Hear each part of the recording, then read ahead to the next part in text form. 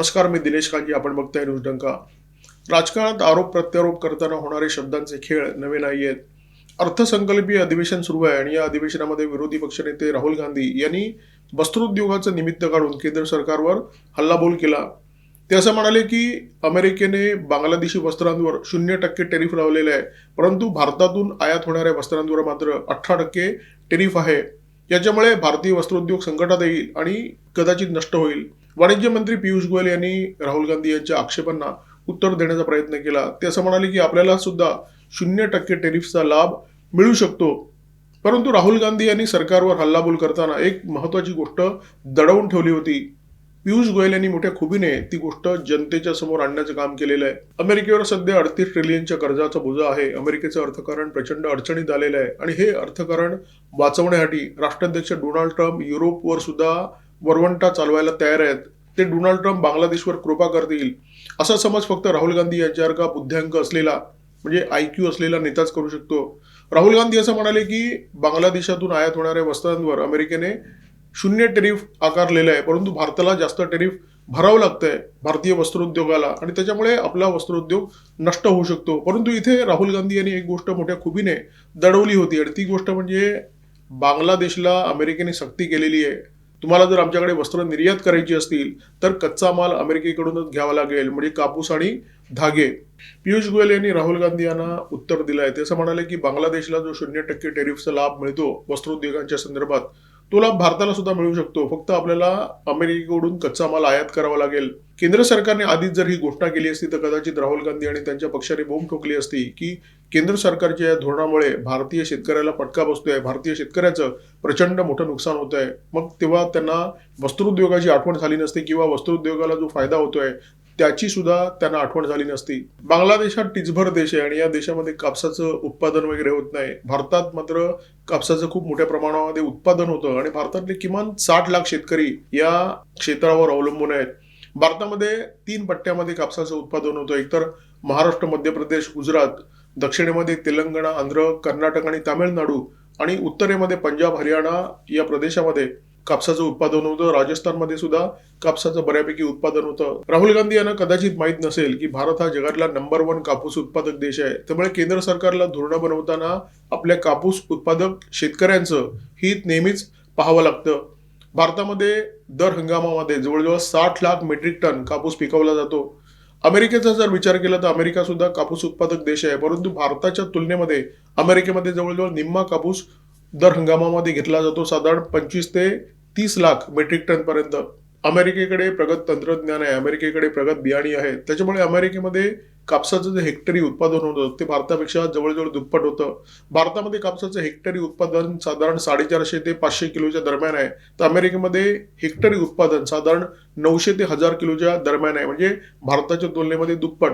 त्यामुळे अमेरिकेमध्ये कापूस उत्पादन किफायतशीर असतं भारताच्या तुलनेमध्ये. त्यामुळे विचार करा, जर अमेरिकेचा कापूस भारतामध्ये आला तर भारताच्या शेतकऱ्यांना त्याचा किती फटका बसू शकेल. राहुल गांधी यांनी 0% टेरिफचा जो मुद्दा संसदेमध्ये उपस्थित केला होता, लोकसभेमध्ये उपस्थित केला होता, तो खरं तर एक सापळा होता. कारण राहुल गांधी यांनी काही गोष्टी दडवून ठेवल्या होत्या, परंतु त्या गोष्टी जनतेच्या समोर आणून पियुष गोयल यांनी हा सापळा उद्ध्वस्त करण्याचं काम केलेलं आहे. त्यांनी असं म्हटलंय की मुक्त व्यापार कराराचा जो अंतरिम आराखडा आहे त्याच्यावर लवकरच शिक्कामोर्तब होणार आहे आणि जेव्हा ते शिक्कामोर्तब होईल तेव्हा त्याच्यामध्ये तुम्हाला ही गोष्ट दिसेल. ते असं म्हणाले की आपण जर अमेरिकेकडून कच्चा माल आयात केला तर आपल्याला सुद्धा ही सवलत मिळू शकते. राहुल गांधी यांचा हा जो मुद्दा होता तो सापळा का होता हे लक्षात घेण्याची गरज आहे.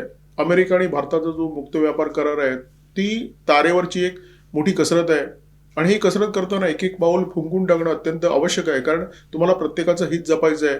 जर केंद्र सरकारने हे आधीच जाहीर केलं असतं की आम्ही अमेरिकेकडून कच्चा माल आयात करतो आणि त्याच्यामुळे वस्त्रोद्योगाला 0% टेरिफ लागेल, तर याच राहुल गांधी यांनी शेतकऱ्यांच्या बाजूने गळा काढला असता आणि त्यांनी असं म्हटलं असतं की तुम्ही फक्त वस्त्रोद्योगाच्या बाजूने विचार करता, तुम्ही शेतकऱ्यांचे शत्रू आहात, तुम्ही शेतकऱ्यांचं नुकसान करताय, तुम्ही शेतकऱ्याला उद्ध्वस्त करताय, तुम्ही शेतकऱ्याचा गळा कापण्याचं काम करताय. म्हणजे राहुल गांधींना फक्त असं चित्र निर्माण करायचं होतं की केंद्र सरकार हे देशामध्ये 50-60 लाख जे कापूस उत्पादक शेतकरी आहेत त्यांच्या विरोधात आहेत, परंतु ती संधी केंद्र सरकारने त्यांना दिली नाही. आता केंद्र सरकारला पुरेपूर ठाऊक आहे की राहुल गांधींना कापूस उत्पादक शेतकऱ्यांशी देणं घेणं, ना राहुल गांधींना देणं घेणं आहे वस्त्रोद्योगाशी. त्यांना फक्त केंद्र सरकारवर हल्लाबोल करायचा आहे, केंद्र सरकारवर टीका करायची आहे, केंद्र सरकारला अडचणीत आणायचं आहे.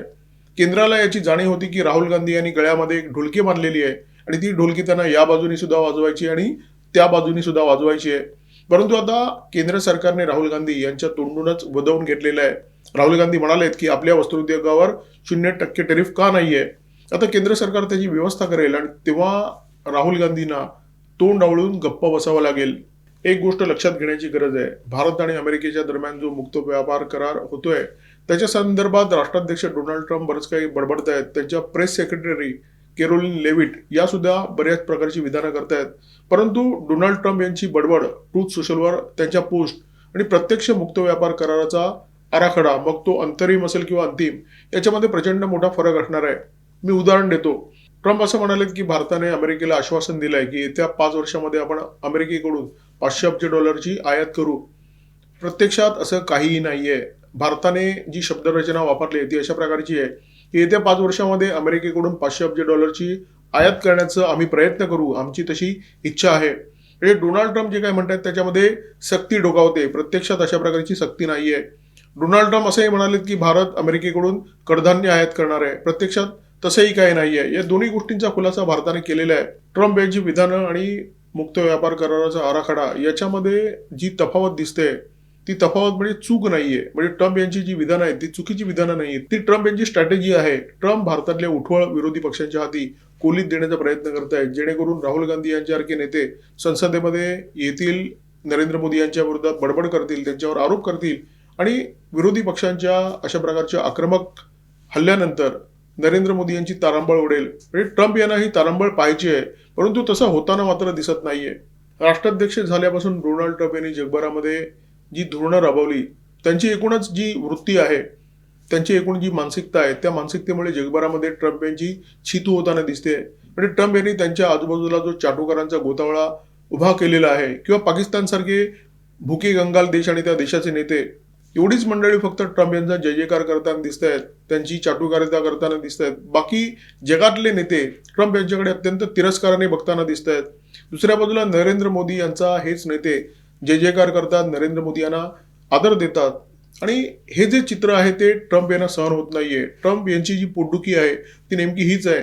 त्यामुळे नरेंद्र मोदी यांची फजिती व्हावी, नरेंद्र मोदी यांचं जे व्यक्तिमत्व आहे त्या व्यक्तिमत्वाला झुकताना पाहावं, ही ट्रम्प यांची मनापासूनची इच्छा आहे. परंतु तसं होत नाही. त्याचं कारण आहे ट्रम्प यांच्या भोवती चाटुकारांचा गोतावळा आहे. परंतु नरेंद्र मोदी यांच्या आजूबाजूला असलेली जी माणसं आहेत ती बघा. अमित शहा आहेत, डॉक्टर एस जयशंकर आहेत, पियुष गोयल आहेत, अजित डोवाल आहेत आणि ही सगळी जी मंडळी आहेत ती अत्यंत कर्तबगार मंडळी आहेत. नरेंद्र मोदी या मंडळींच्या सल्ल्यानुसार देशाचा कारभार हाकताना दिसत आहेत. त्याच्यामुळे नरेंद्र मोदी चुकून माकून जर अडचणीत सापडले तर त्यांची सोडवणूक करण्याचं काम ही सगळी मंडळी करत असतात. त्यामुळे ट्रम्प यांना मोदींची जी फजिती बघायची आहे ती फजिती बघण्याची संधीच ट्रम्प यांना मिळत नाहीये. वस्त्र निर्मितीच्या क्षेत्रामध्ये बांगलादेश जगामध्ये अव्वल बनला होता. त्याचं कारण भारताकडून बांगलादेशला खूप मोठ्या प्रमाणामध्ये सवलती दिल्या जात होत्या. बांगलादेशला अशा प्रकारच्या सवलती मिळत होत्या. शेख हसीना यांचं जे सरकार होतं ते भारताशी मैत्री संबंध ठेवून होतं. त्यामुळे भारत सरकारने सुद्धा बांगलादेशला वस्त्रोद्योग निर्यात प्रकरणी प्रचंड मोठी मदत केली होती. प्रसंगी आपल्या वस्त्रोद्योगाला झळ लागेल हे लक्षात घेऊन सुद्धा भारताने मन मोठं केलं होतं आणि या छोट्याशा देशाला मदत करण्याचा प्रयत्न केला होता. परंतु शेख हसीना यांचं सरकार गडगडलं, त्यांना भारतामध्ये विस्थापित होऊन यावं लागलं. मोहम्मद युनूस आले आणि यांच्या काळामध्ये भारत आणि बांगलादेशचे जे संबंध आहेत ते प्रचंड बिघडले आणि त्याच्यानंतर भारताने बांगलादेशला ज्या सवलती दिल्या होत्या त्या सवलती सगळ्या हळूहळू मागे घ्यायला सुरुवात केली. आता तिथे निवडणुका झाल्या. निवडणुकीमध्ये बांगलादेश नॅशनलिस्ट पार्टीला प्रचंड मोठं यश मिळालं आहे आणि तारिक रहमान जे खालिदा जिया यांचे सुपुत्र आहेत त्यांच्याकडे देशाचं पंतप्रधानपद येईल अशा प्रकारची शक्यता आहे. निवडणुकीमध्ये मिळालेल्या विजयानंतर तारिक रहमान यांनी भारताचे आभार मानलेले आहेत. त्यांनी संकेत दिलेले आहेत की भारताशी आम्हाला उत्तम संबंध ठेवायचे आहेत. परंतु युनूस यांच्या काळामध्ये भारत आणि बांगलादेशचे संबंध इतके बिघडले होते, बांगलादेशमध्ये हिंदूंची अवस्था इतकी वाईट झाली होती की दोन्ही देशांचे जे संबंध बिघडले आहेत ते संबंध पूर्ववत व्हायला आता वेळ लागणार आहे आणि बांगलादेशची जी परिस्थिती आहे ती सुद्धा रुळावर यायला बराच वेळ लागणार आहे. बांगलादेशमध्ये वस्त्रोद्योग जवळजवळ ठप्प झाला होता, कारण वीज नाही, तिथे कायम कायदा सुव्यवस्थेचा प्रश्न आता अमेरिकेने त्यांना शून्य टेरिफचा लाभ दिलेला आहे, परंतु या सवलतीचा लाभ बांगलादेशचे वस्त्रोद्योग निर्माते कितपत घेऊ शकतील याच्याबद्दल साशंकता आहे. कारण सगळ्यात महत्वाची तिथे जी समस्या आहे ती कायदा सुव्यवस्थेची समस्या आहे. पुन्हा भारतामध्ये स्वतःचा कापूस पिकवला जातो आणि हा कापूस वस्त्रोद्योगाकडून वापरला जातो. बांगलादेशची परिस्थिती तशी नाही आहे. बांगलादेशमध्ये मोठ्या प्रमाणामध्ये भारताकडून कापूस आणि संबंधित गोष्टींची आयात होत होती.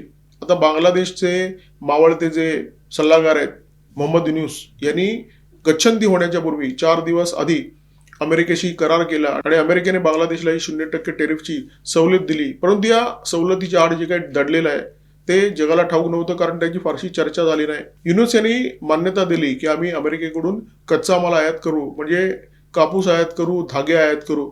म्हणजे भारताच्या वस्त्रोद्योगाच्या दृष्टीने फायद्याच्या गोष्टी काय आहेत? भारताकडे स्वतःची वीज आहे, बांगलादेशला जी वीज आहे ती भारत पुरवतो. भारताकडे स्वतःचा कापूस आहे, बांगलादेशचा जो कापूस आहे तो अमेरिकेवरून आयात होणार आहे आणि अमेरिकी कापूस बांगलादेशला स्वस्तात मिळेल याची दूरपर्यंत शक्यता नाहीये.